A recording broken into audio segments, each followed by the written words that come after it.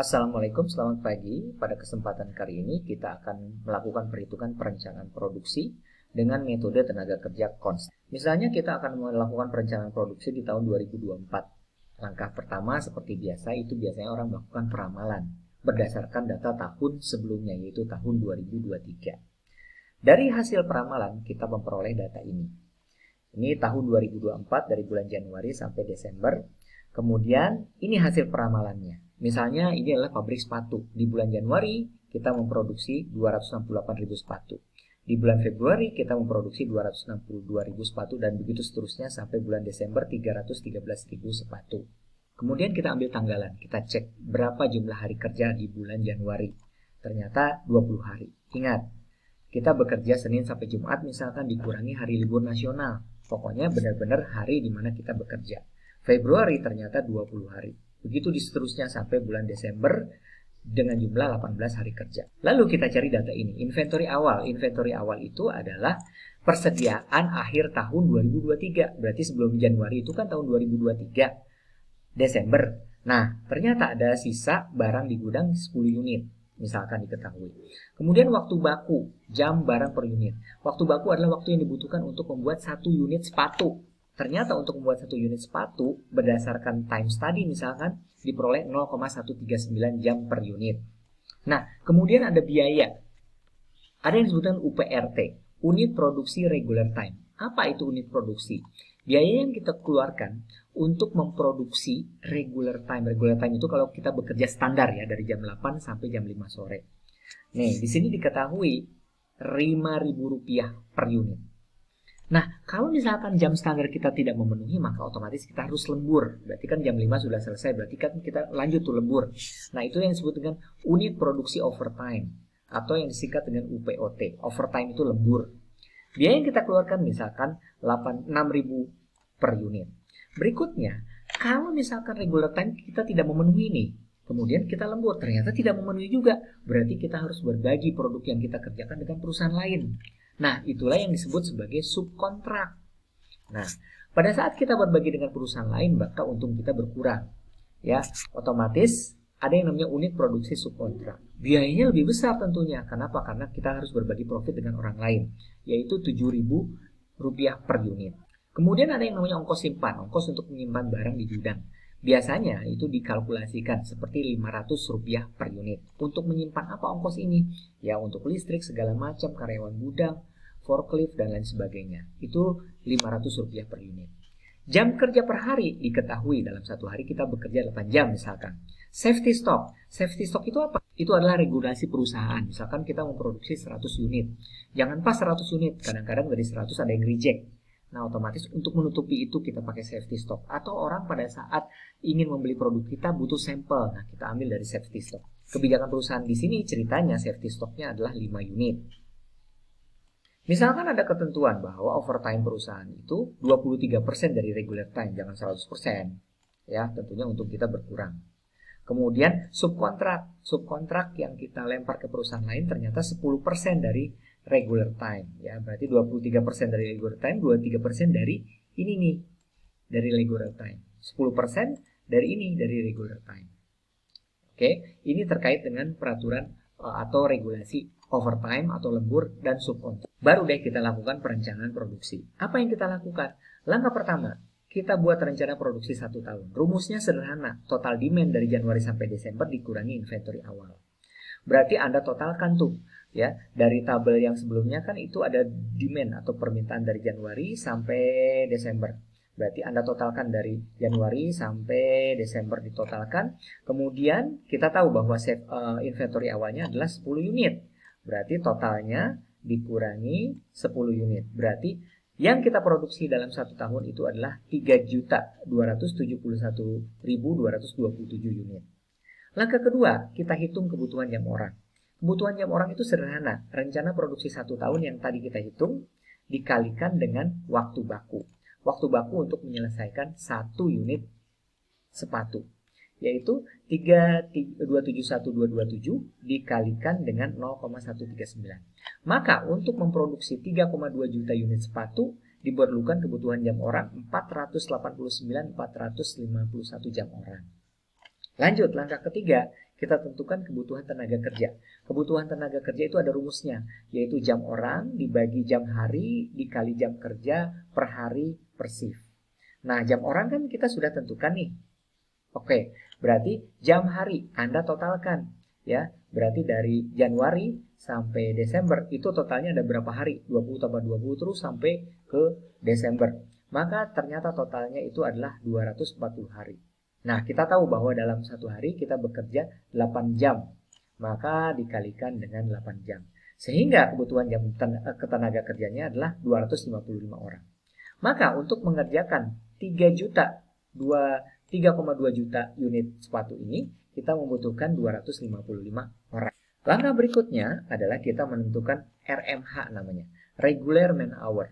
Regular Man Hour itu sederhana, hari kerja bulan tersebut dikali jam kerja dikali tenaga kerja. Nah, hari kerja di bulan tersebut, misalkan RMH 1, berarti kita akan menghitung periode bulan Januari. Nah, dari mana angka dapat 40.800? Sederhana. Maka di bulan Januari Anda hitung, di bulan Januari Anda bekerja berapa hari? Misalkan 20 hari. Dari mana? Dari sini diketahui 20 hari. Maka dikalikan dalam satu hari bekerja 8 jam. Total tenaga kerja yang kita sudah hitung tadi adalah 255 orang. Dikali 255 orang. Berarti di bulan Januari Anda butuh 40.800 jam. Ya. Nah, seperti ini, 40.800. Bagaimana dengan bulan Februari? Lakukan hal yang sama, yaitu jumlah hari, ya, kemudian dikalikan dengan jam kerja 8, kemudian dikalikan dengan jumlah tenaga kerja 255 orang, dapat 40.800. Begitu juga di bulan Maret, ya, 22 dikali 8 jam dikalikan 255 orang, sehingga dapat 44.880. Lakukan semua sampai di akhir Desember. Kemudian Anda totalkan. Nah, ini adalah tabel perencanaan produksi. Jadi, periode 1-12, demand diketahui dari peramalan, kemudian hari sudah diketahui warna biru, dan barusan kita menghitung RMH, Regular Man Hour, dari Januari sampai Desember. Kemudian apa langkah berikutnya? Langkah berikutnya, jangan Anda isi dulu UPRT ini. Anda lakukan perhitungan kapasitas. Nah, inilah perhitungan kapasitas. Untuk membuat tabel perhitungan kapasitas sederhana. Caranya periode sama ya, dari 1-12, kemudian demand, ya, permintaan produk dari Januari sampai Desember, kemudian regular man hour, Anda tinggal pindahkan saja dari sini RMH-nya berapa, regular man hour. Ya, kemudian kita lanjutkan dengan unit produksi regular time, UPRT. Nah, di sini kita akan bercerita tentang kapasitas atau kemampuan perusahaan. Berapa kemampuan perusahaannya? Baik, kita mulai dari bulan Januari, 293.525. Ini dapat dari mana? Nah, ada rumusnya. Unit produksi regular time di periode ke-T itu rumusnya adalah RMH dibagi dengan waktu baku.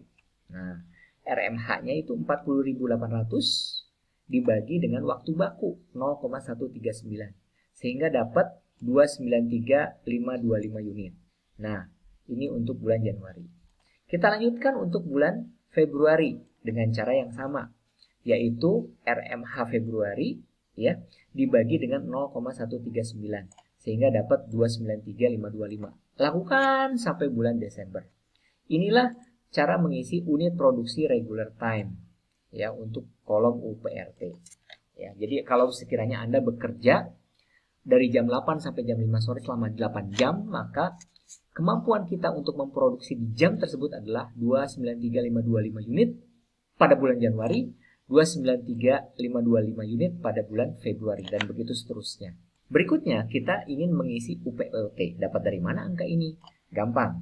Di soal kita diketahui bahwa unit produksi overtime itu adalah 23% dari regular time. Ya udah, berarti 23% dari 293.525 sehingga dapat 67.511. Nah, ini dapat dari mana? 23% dari 293.525. Lakukan sampai bulan Desember. Kemudian UPSK, unit produksi subkontrak, 29353 dapat dari mana? Dari soal kita mengetahui bahwa UPSK atau subkontrak itu adalah 10% daripada regular time. Berarti 10/100 dikali 293525 itu dapat 29353. Lakukan untuk bulan Februari sampai seterusnya sampai Desember. Nah, dari sini kita bisa memantau bahwa di bulan Januari ada permintaan 268.000 sepatu dan membutuhkan 40.800 jam. Nah, kalau kita bekerja dari jam 8 sampai jam 5 secara reguler 8 jam, kita mampu di bulan Januari membuat 293.525 unit. Kalau nggak selesai, berarti kan kita butuh lembur. Kemampuan lembur di bulan Januari totalnya adalah 67.511 unit. Nggak bisa lebih dari itu. Kalau ternyata lembur tidak memenuhi, maka kita butuh subkontrak. Nah, kemampuan subkontrak kita di bulan Januari 29353 unit dan tidak bisa lebih dari itu. Berarti ini adalah kapasitas. Jangan sampai perusahaan melebihi UPRT, UPOT, dan UPSK dari masing. Baik, kita langsung isi kolom UPRT. Unit produksi regular time kalau kita bekerja dari jam 8 sampai jam 5 sore atau 8 jam per hari reguler. Misalkan di bulan Januari ada permintaan 268.000 dengan 20 hari kerja. RMH-nya 40.800. Nah, pertanyaannya ada permintaan 268.000. Kemampuan kita di bulan Januari berapa sih?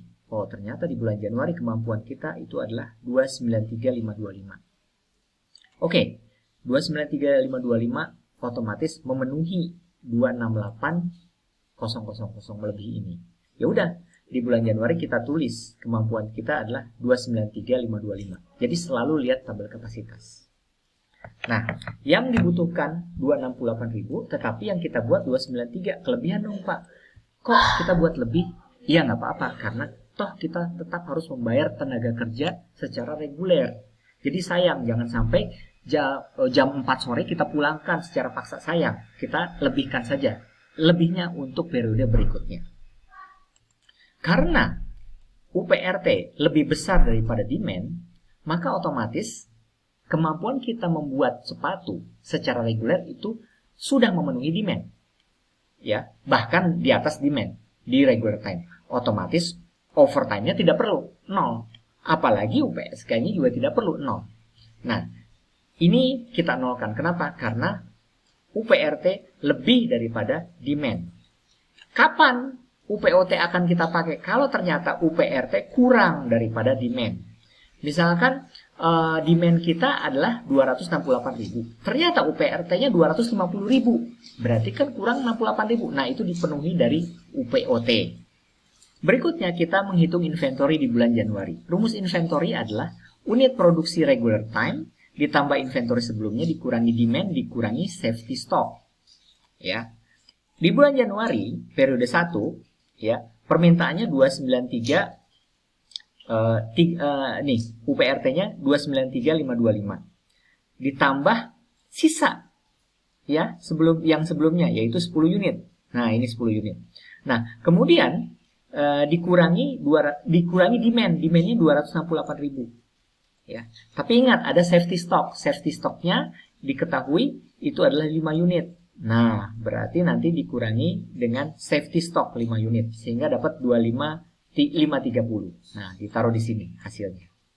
Untuk bulan Februari periode kedua, maka untuk menentukan inventorinya itu unit produksi regular time ditambah sisa atau inventory di periode sebelumnya berarti Januari dikurangi dengan demand. Nah, di bulan Februari sehingga dapat 57055. Kenapa safety stocknya nggak dimulai, Pak? Karena safety stock sudah ditentukan sebelum.